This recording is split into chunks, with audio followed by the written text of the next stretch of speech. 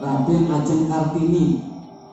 Niku Raden Ajeng Kartini nate nyuwun tafsir Al-Qur'an biar bisa dipaham oleh orang-orang pribumi, maka tercetuslah tafsir Fathur Rahman. Si nulis si ngarang ini Mbah Soleh Darat. Jadi sebetulnya kita ini punya mutiara-mutiara Nusantara yang perlu kita siarkan keilmuannya. Berangkat saking menika kula kali Pak Abu niki gadah nangen pun Pak Abu sing diwaca diganti Mbah Soleh Darat mawon. Niku bahasane bahasa Jawa tapi tulisannya dalam Arab, jenenge Arab Tekun. Nah, kenapa kita memilih kitab Lataifus Thaharah Wasrul Salat? Itu artinya rincian rahasia-rahasia bersuci dan rahasia-rahasia sholat. Karena apa? Sholat yang kita lakukan ini semata-mata kita hanya sekedar berkewajiban, maka tidak ada kata bahwa membahas dan sholat adalah sesuatu yang remeh karena kita sudah hafal dari kecil. Karena apa? Karena sholat yang dianggap kita remeh sudah bisa semua, tapi Mbah Kiai Soleh Darat ingin membahas secara detail kenapa wudhu itu harus membasuh, kenapa kita hadas kecil, berak, kencing itu harus wudhu, harus membersihkan apa kubur dan dubur atau depan dan belakang, kemudian wudhu kok nggak mandi, padahal ini najis yang kita keluarkan. Kita kencing, kita beol, ini kan najis, kotoran yang ada dari dalam. Kenapa nggak kita mandi besar? Sementara kita mengeluarkan air mani, kita mengeluarkan air mani itu bukan najis, air mani ini. Tapi kenapa harus mandi? Yang tidak mandi, yang tidak najis itu harus mandi. Sementara yang najis malah hanya wudhu. Itu rahasianya terkumpul. Ini Mbah Soleh Darat itu mengupas sehingga nanti ini insya Allah alkin paham. Maka kados ingkang contoh kecil mawon. Awake dhewe niku sholat biasanya Allahu Akbar. Allahu Akbar itu artinya nopo? Allah Maha Besar. Terus besarnya Allah sapiro? Kalau Allah ini besar, kita berarti kecil. Maka kita berangan-angan hanya dengan lafaz Allahu Akbar, Allah Maha Besar. Ternyata saya ini hidup di daerah desa namanya Desa Pitik. Desa Pitik itu kecamatan Semen. Semen itu Kabupaten Kediri. Kediri itu masuk dalam provinsi Jawa Timur. Jawa Timur itu bagian daripada kepulauan atau pulau-pulau yang ada di Indonesia, provinsi yang ada di Indonesia. Indonesia ini masuk dalam sebuah benua yang bernama benua Asia. Benua Asia ini padahal di dunia ini ada berapa benua? 5 benua. Asia, Afrika, Australia, Eropa. 5 benua ini yang menguasai dunia. Setelah kita berangan-angan bahwa kita hanya di planet kecil yang bernama bumi ini, ternyata kalau kita lihat dari jendela Galasak, dari cakrawala, jendela Bima Sakti, ternyata bumi itu hanya sebatas deburan debu yang kecil. Maka kalau kita bicara Allahu Akbar, kalau kita mengucapkan Allahu Akbar dari jendela Bima Sakti, dari cakrawala, ternyata kita tidak terlihat sama sekali. Itu bukti bahwa di antara ribuan planet yang beredar, miliaran planet yang beredar di angkasa ini, bumi hanya sekelenteng, bahkan tidak ada. Maka Allah Akbar, kita mengucapkan Allah Akbar, tangan ini. Dan ini akhirnya khusus soalnya. Itu lagi Allah Akbar. Makanya nyebut balik Bismillahirrahmanirrahim. Dan itu untuk maka ini sebagai mukaddimah mawon kula wacane kita napa Lataifus Thaharah Wasrul Bismillahirrahmanirrahim. Alhamdulillahirabbil alamin. Wassalatu wassalamu ala sayyidina wa maulana Muhammadin nabiyil ummi wa ala alihi thahhirin wa ashabil mujahidin. Amma ba'du. Itu awal pembukaan kitab Raudatul Fuqaraa bagi saudara. Di dalam pembukaannya mengucapkan Bismillahirrahmanirrahim. Alhamdulillah, sholawat salam kepada Nabi Muhammad. Amma ba'du. Setelah Mbah Soleh mengucapkan basmalah, hamdalah, sholawat kepada Nabi Muhammad, terus Mbah Soleh nutur dumateng panjenengan sedaya yang aos kita niki ada mongko salehne ana salat 5 waktu iku dadi rukune Islam lan dadi iku kuwe agama. Langsung perkataan Mbah Soleh itu karena sholat itu menjadi tiangnya agama, karena sholat itu menjadi rukun Islam, maka Mbah Soleh menentukan lan ingkang dadi yang dadi bedakake antarane insan lan hewan, dan karena sholat ini menjadi pembeda antara manusia dan hewan, mongko dadi karep ingsun amal telanake kaifiyai sholat lan asrore sholat. Di sholat ini kan tiang agama. Jadi ibarat bangunan, sholat itu tiang. Bangunan itu kalau ada tiang mungkin berdiri apa enggak? Ya mungkin, tapi tidak kuat.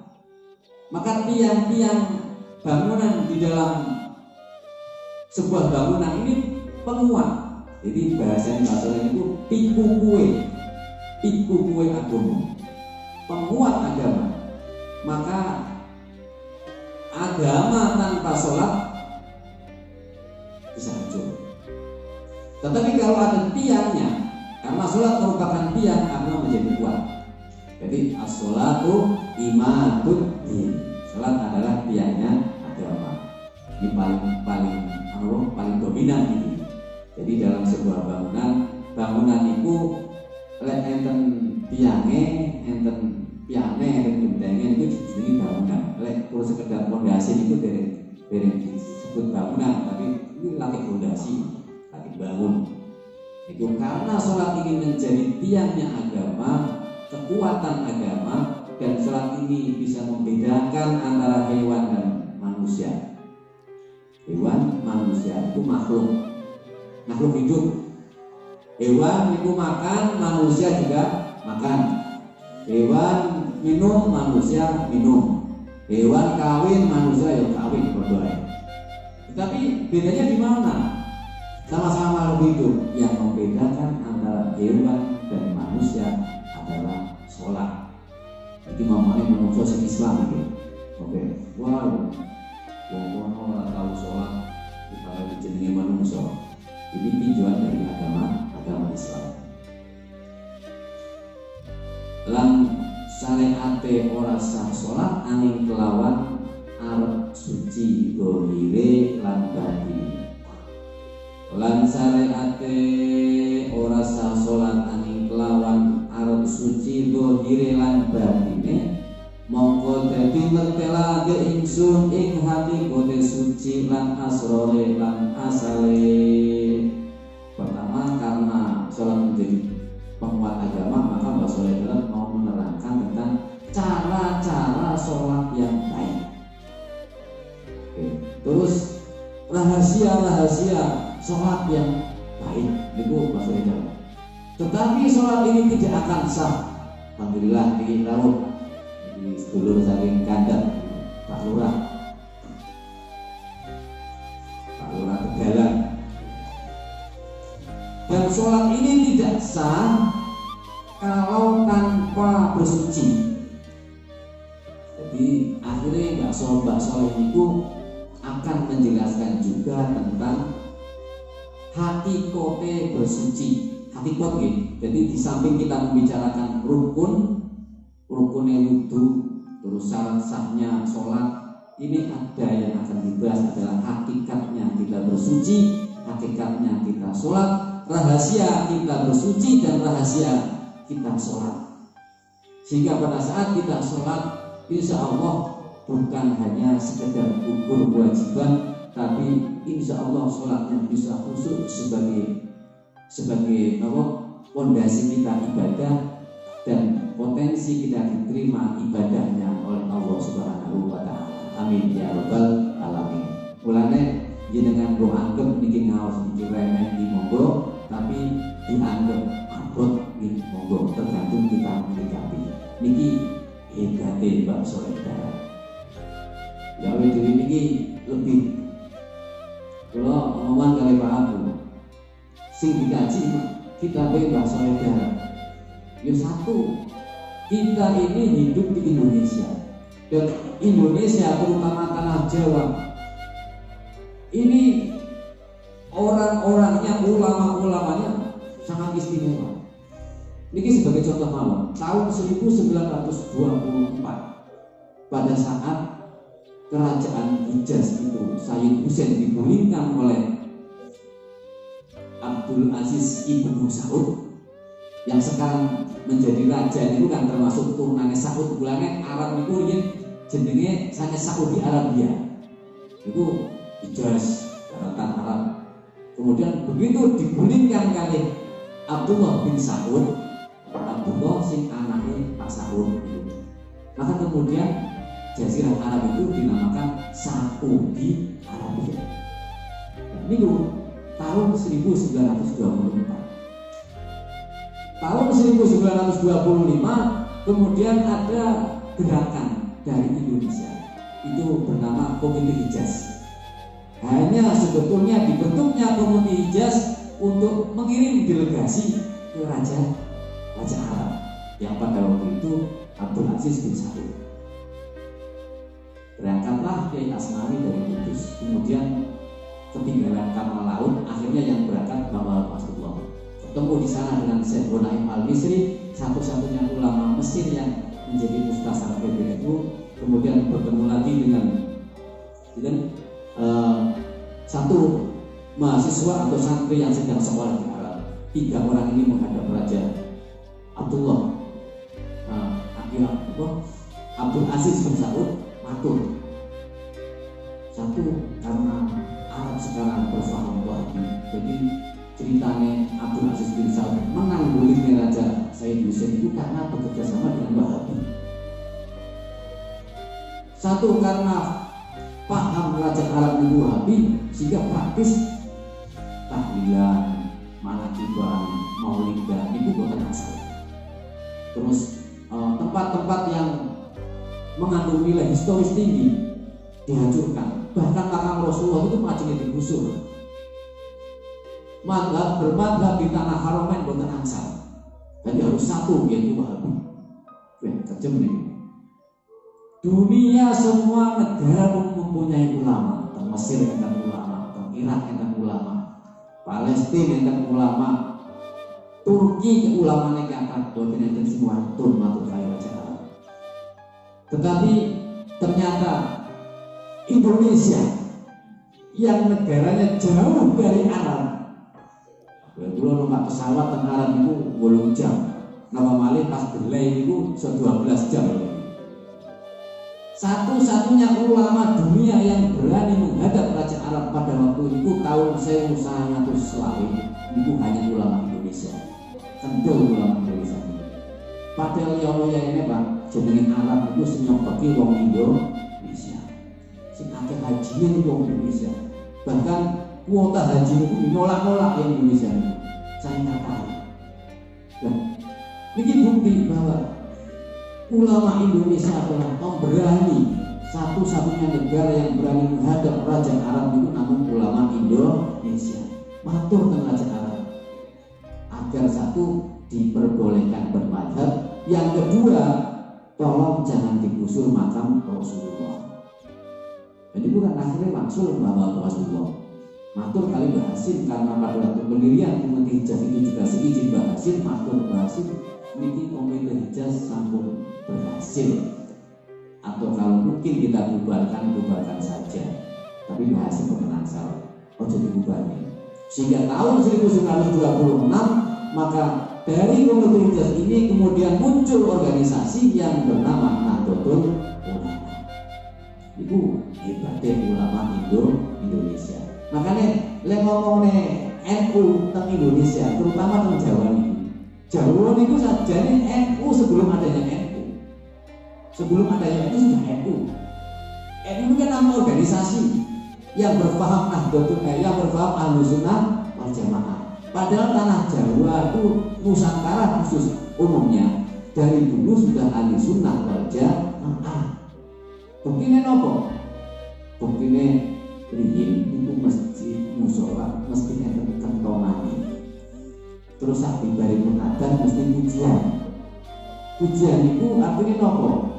Pujian itu kita berdoa di antara waktu yang mustajab, antara azan sampai iqamah pujian. Berarti pujian itu niki kedah mengantosi nopo?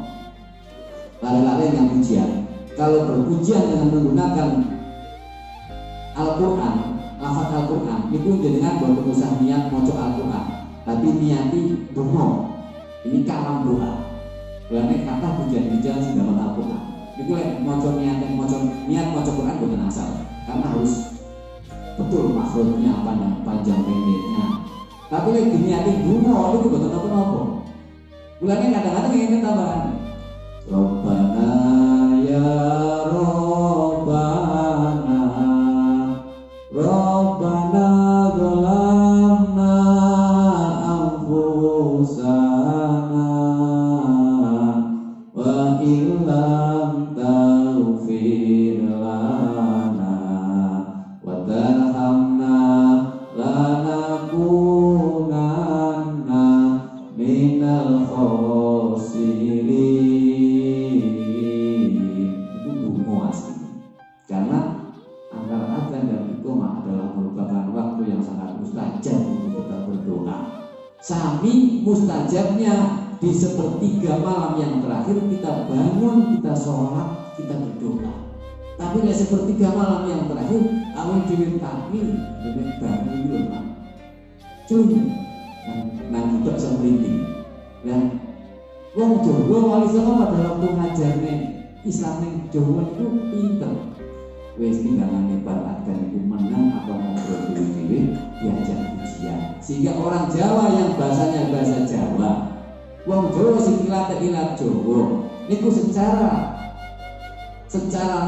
otomatis terbaru kali irama dalam berujian, sehingga bisa membaca doa yang terdapat di dalam Al-Quran dunia di dalam doa nunggu bareng. Akhirnya kata yang buatan sakit maca Quran tapi sakit pujian. Ini pun pinter para ulama dulu dalam berdakwah masuk ke Indonesia. Karena apa? Islam masuk ke Indonesia itu bukan perang, tapi dengan jalan menyusup melalui kebudayaan. Betul ya? Tentang Persi itu kira-kira rasanya ini jenis Persi.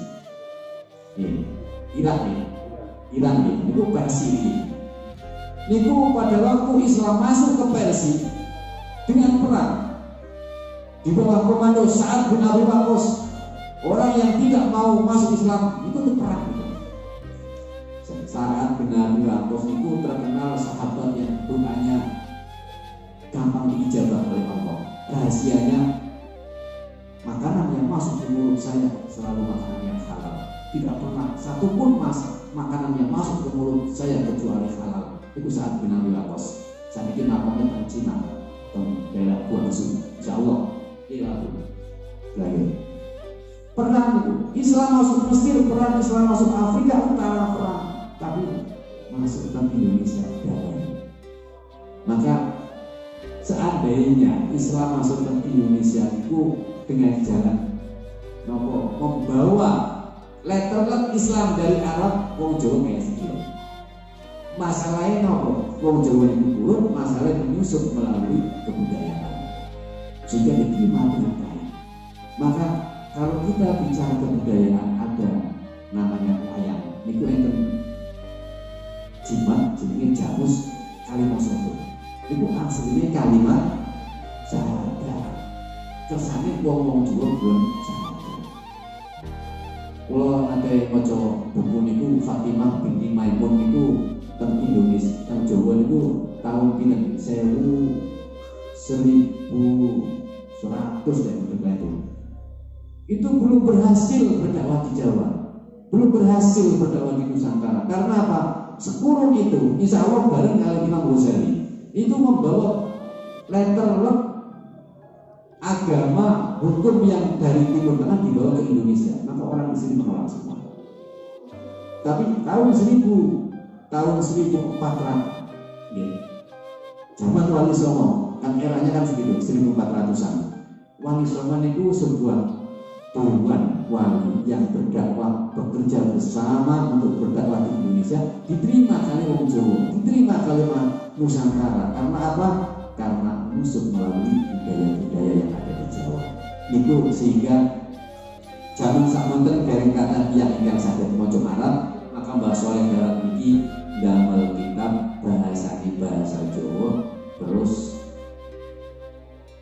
napa tulisannya damel Arab.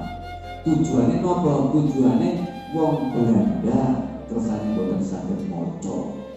Tapi le wong Jawa niku pokoke diwaca karo kiyaine akhire paham.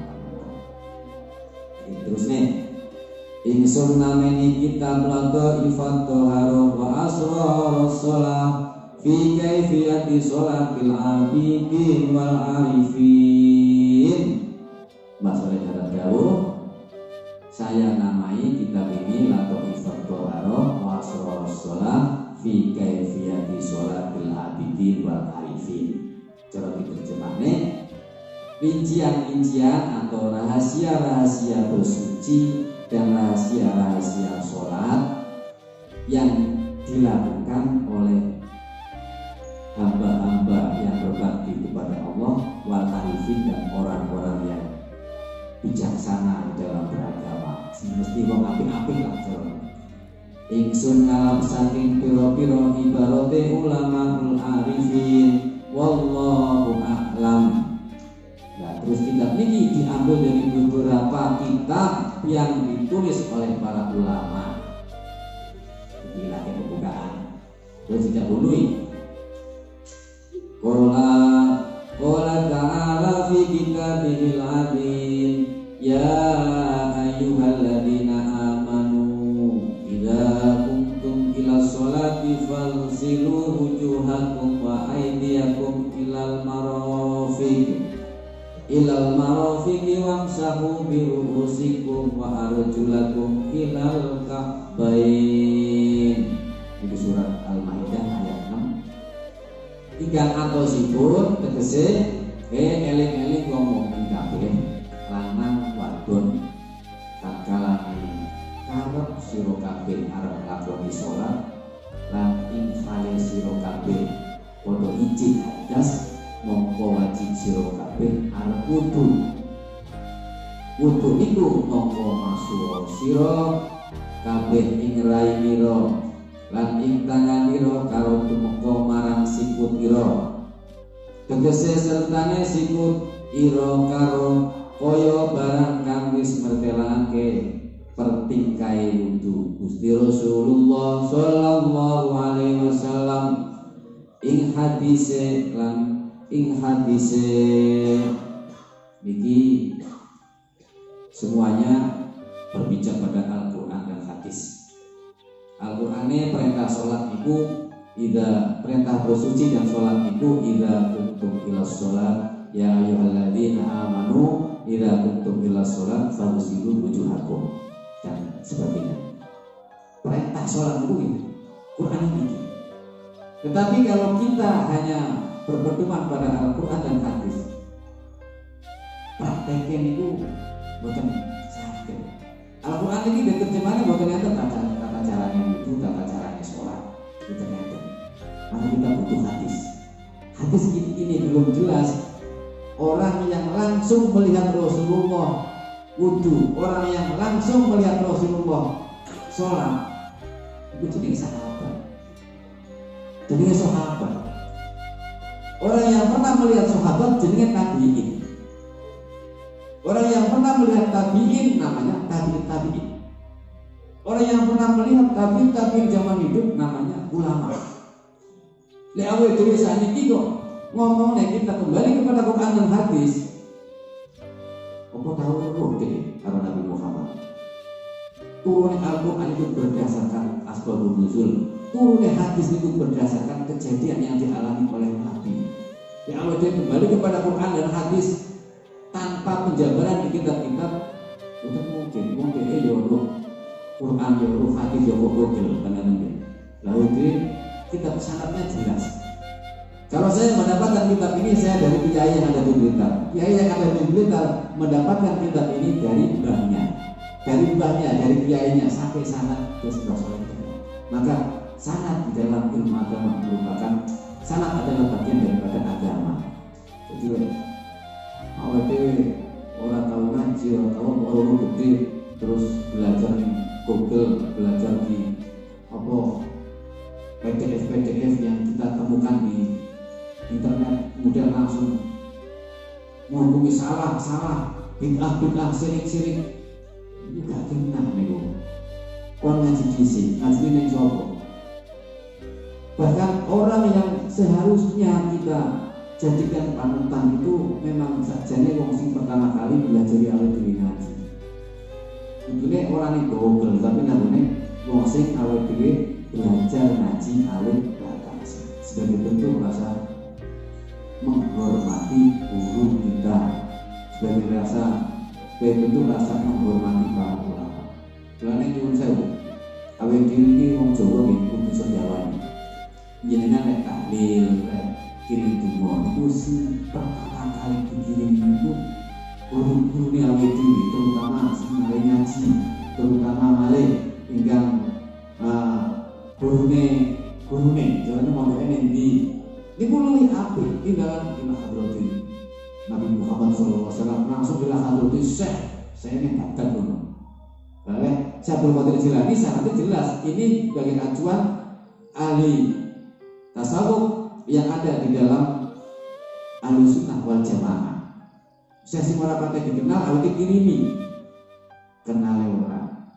Makanya lebih mantap awet dhewe iki ngono ulama-ulama dhewe. Mbah Hasyim Asy'ari, Mbah Samsuri Hawa Fasbullah, bayi Boyo, bayi Kloso, bayi pondok-pondok sing itu lebih menengah daripada kita langsung jujuk atau contoh kata mawon. Jadi Pak iki buat apa tuh? Insyaallah iki terusnya iki sebagai pembukaan. Contoh kata mawon. Kulo ziarah tenggene wali ingkang dereng paten kulo tepang. Terus kulo ziarah.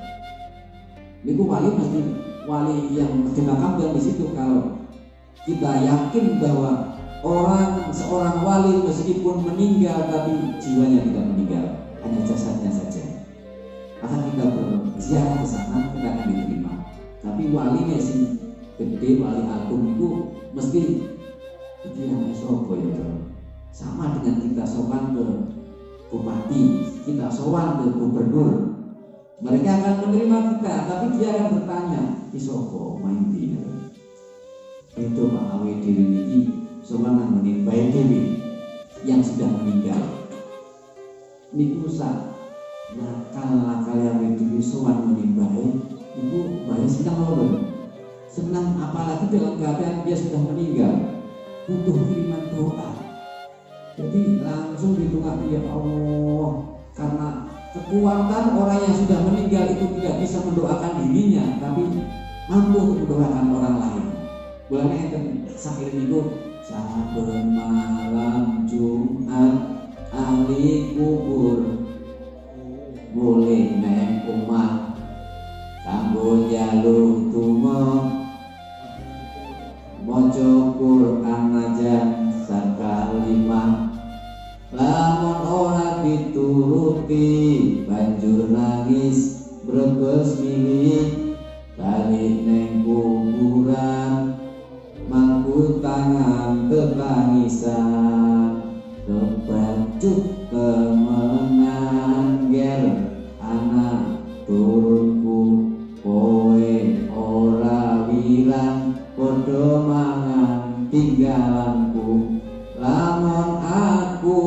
iso bali ning alam dunya bakal tak ringkesi dunya pusing esi ono. Semoga bisa dijawab. Ini gambaran, itu enten kitab Latiful Qaul bahwa orang yang meninggal itu butuh doa dan bisa mendoakan, tapi dia tidak bisa untuk mendoakan dirinya sendiri. Dan tidaklah mulai malam Jumat, mulai nengomah, si nengomah orang menentukan bulanan HPKP ya, balik kalau nangis nih. Ya Allah, berhancur. Nah, aku tinggal barisan sakono akhirnya. Kan ngatain gini. Laula akhortani ila ajalin qarib, seandainya saya dikasih kesempatan sebentar saja di dunia, fa asaddaku, maka semua yang saya miliki akan saya sedekahkan. Wa bumina solihin, tur kula tak ngalok solihin ya. Dan saya akan menjadi orang yang soleh. Tapi kan nggak bisa sudah meninggal. Makanya ini mumpung awet reputasi sudah enten alam dunia, monggo sami-sami ibadah, sami-sami dongane sing kang sampun sedo, kula kali panjenengan sami disami-sami tiyang reget, kula malah nang reget pinten-pinten nggih, iki kula tembekin nang dipun tugasi kali kula-kula kenging macane mawon, kita iki sae ingkang boten sae niku ingkang maca. Mergo saking keterbatasannya ilmu. Muga dari napa pikiran puasa panjenengan ini mugi-mugi saged manfaat dumateng kita sedaya, amin ya rabbal alamin. Kula yakin panjenengan boten puas kali napa ingkang kula sampaikan keranten napa keranten memang kula sanes alam puas. Jadi ngaos sarang-sarang boten kok kula gurune boten. Mugi-mugi pembukaan ini saged sebagai awal yang baik sehingga kita akan setiap tahun, setiap hari, setiap bulan bertambah baik sebagai orang yang beruntung. Amin ya rabbal alamin. Para bapak, para ibu yang kula hormati, sepindah malih sadèrèngé kula tutup iki kan setengah jam lebih kula nyuwun sahapunten pangapunten dumateng panjenengan enten keleta-keleta dipun kula anggen kula matur. Terus pindah malih dipun tutup kali Fatihah, terutama khususipun dumateng bangsa negara. Mugi-mugi napa ingkang kita kaji dalam menika saged manfaat, amin ya rabbal alamin. Al-Fatihah.